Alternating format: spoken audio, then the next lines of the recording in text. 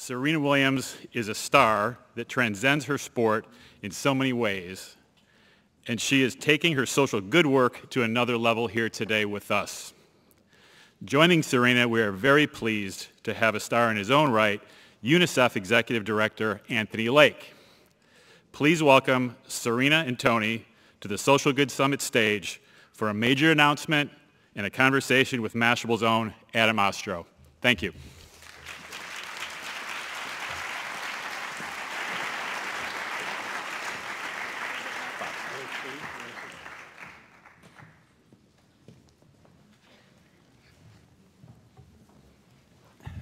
Thank you both for joining us. I think we'll get right into it. Tony, I understand you have some news to announce today. I do, and we're very excited about it. I also noticed there aren't too many neckties in the room. UN regulations allow me. Well, this is as dressy as Mashable gets over here, so. I think the regulations say if you're more than 4 blocks away from the United Nations building, you can take your necktie off. So, anyway, thank you, Adam, very much, and thanks to the 92nd Street Y and to Mashable for hosting this event, the whole event, and including us, not only here live, but in virtual reality as well, which is tremendously important. And I understand that Serena dominates that world as much as she does the tennis court. I think, Serena, you have something like 2 million followers just on Twitter. I noticed you were tweeting out there.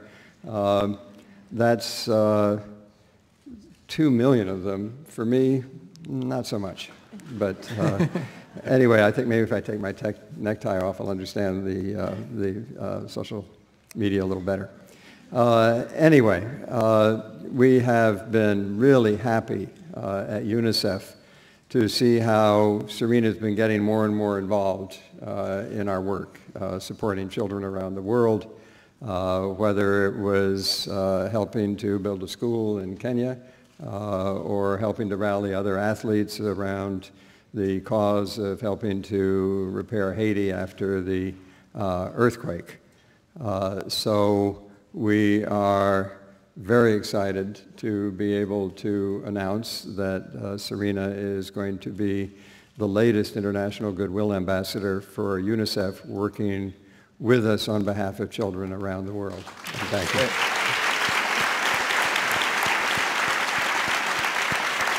That's great. Well, congratulations, first off, Serena. Thank you very much. It's really exciting. Yeah, I'm curious to know how you first got involved in UNICEF and why does this cause mean so much to you?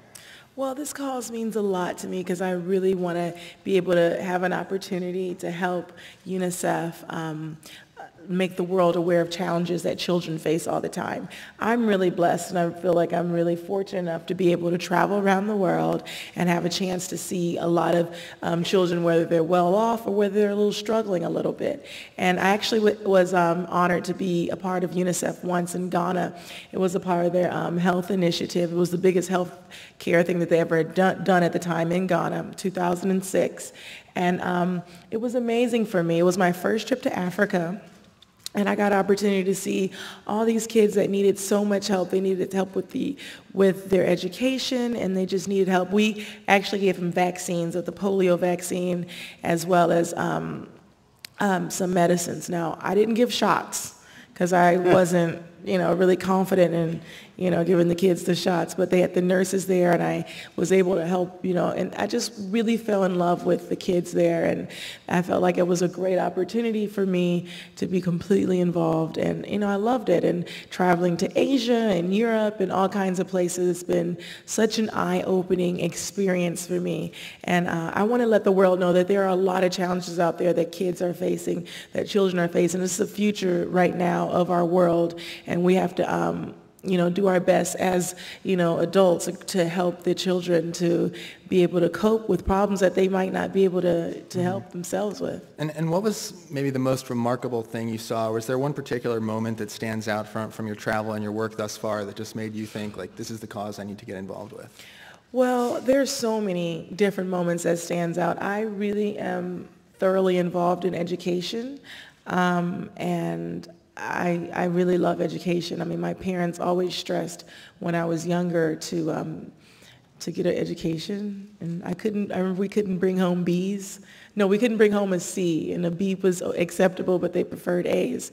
And, that's really admirable, considering at the time, was my sister, all of my sisters, and we were playing tennis, and we were trying to grow up to become, athletes. And usually parents think, okay, well, we're going to put all our focus, into this sport or this whatever, and just, education is okay, but, if she does well here, she won't need that education. But my parents were totally opposite. They totally strived and wanted us to have an opportunity to be the best that we could be, both as a professional athlete or as anything else. And so I think as an individual, it's really had a chance to open so many other doors for me to be here, sitting here right now, and to really care about true issues that affect the world. And it really affects me and affects how I feel about so many people out there. Mm-hmm.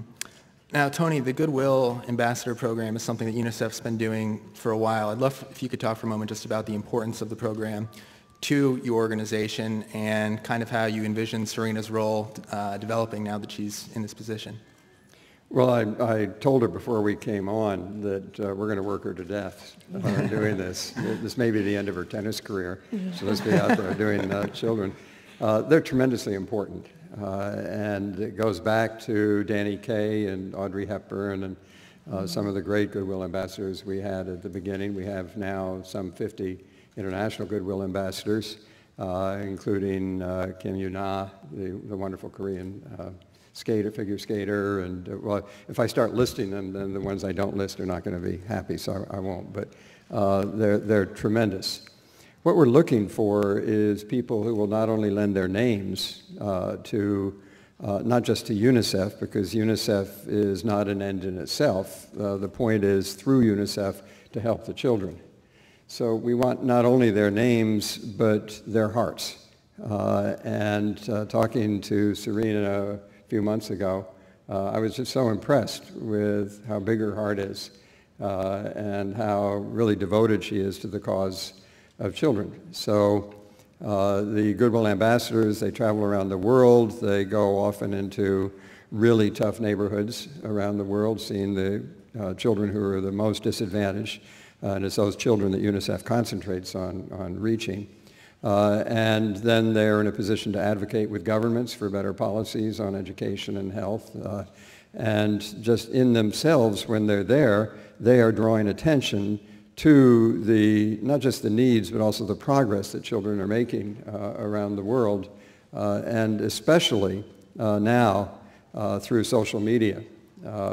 Goodwill ambassadors who can tweet and be in touch with so many followers just are a great added advantage here. I do wonder sometimes what Danny Kaye and Audrey Hepburn would think about social media, but I think in many ways, if any of you ever saw Danny Kaye movies, it's exactly the same big heart that Serena and the others have. Yeah. Speaking of social media, I mean, Serena, how do you envision using this following you have? Tony mentioned you have more than 2 million followers on Twitter to kind of unite and engage this audience you have behind the UNICEF cause and what you'll be working on.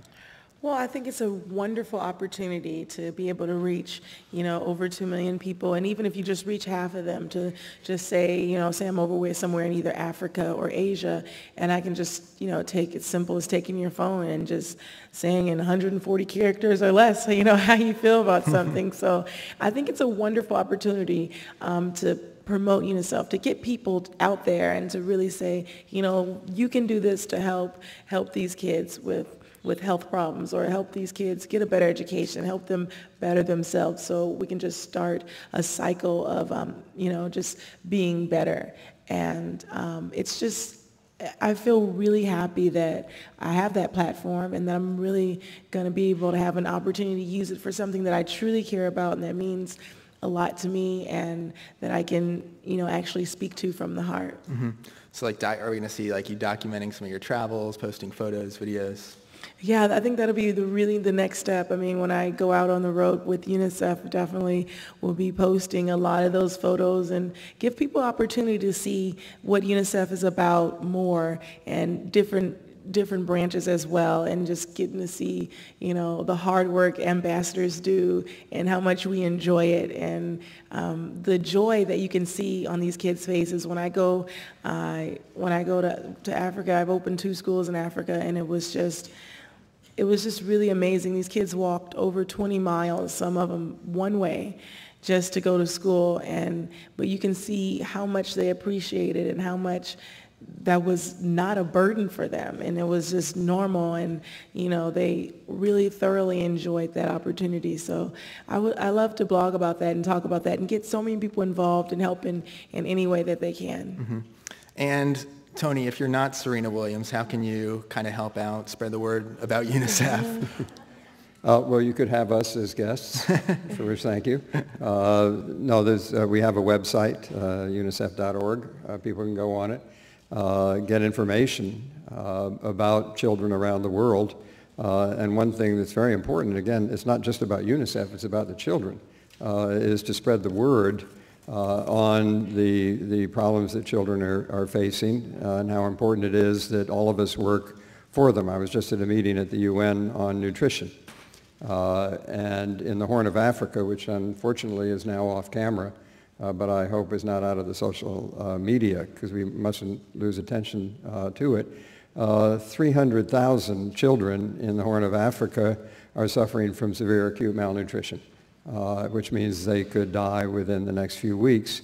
And around the world, 20 million children are suffering from severe acute malnutrition. So I could go on and on with the statistics of the problems that children have.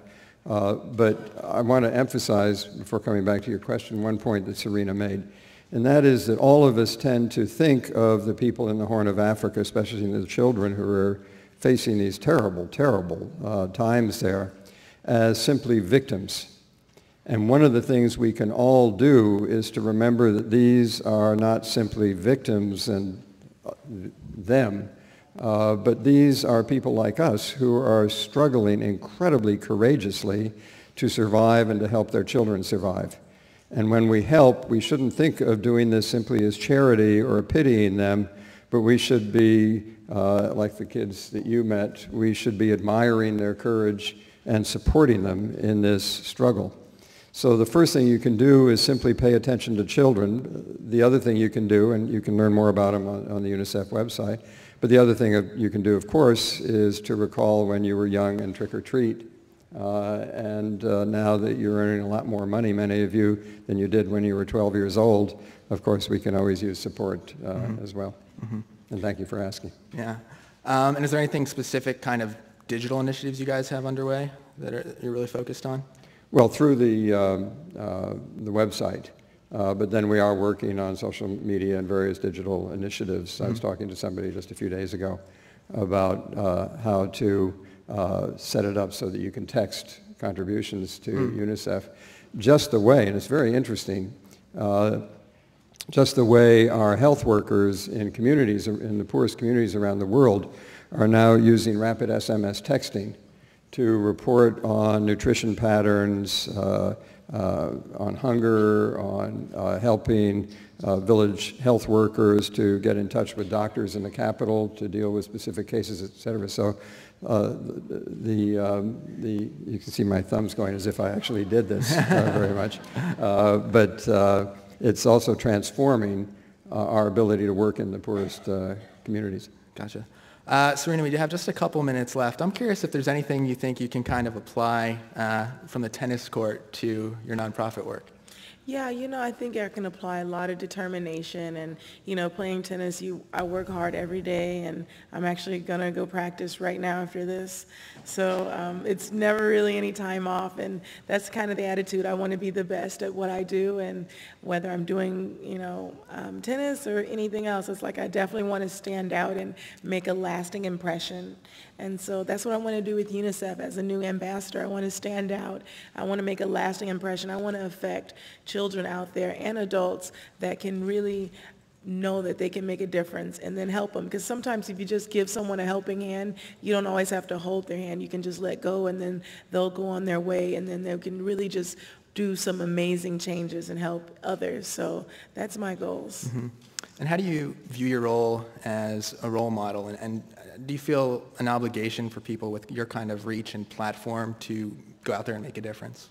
I view myself as a role model, and I don't know if it's an obligation for anyone with the platform that I have to go out and make a difference. I just know for me, it makes me feel better to make a difference and to help others, because that's something I've always wanted to do. I've always dreamed ever since I was younger of just helping other kids, and not only locally in the United States, but globally as well, and really focusing on that local aspect as well, because I really want to reach kids in the United States. Mm-hmm.